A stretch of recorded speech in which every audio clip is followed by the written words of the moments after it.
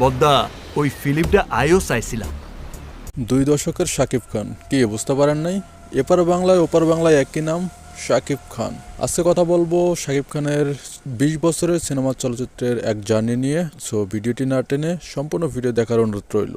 1999 সালে আমাদের এই মেগাস্টার শাকিব খানের অনন্ত ভালোবাসা সিনেমা দিয়ে অভিষেক হয়। 2006 সাল থেকে ধামাকা একের পর এক ব্যবসা সফল সিনেমা উপহার দেয় আমাদের এই ঢালিউড কিং।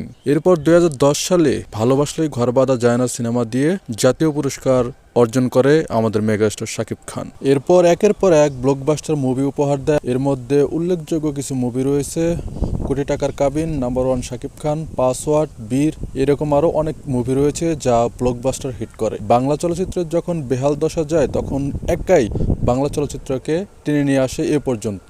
শাকিব খান হয়ে ওঠার গল্পের অন্যরকম প্রধান কারণ হচ্ছে স্টাইলিশ ও অভিনয় দক্ষতা। সো আজ এ পর্যন্তই। ভিডিও ভালো লাগলে লাইক দিতে ভুলবেন না। ধন্যবাদ।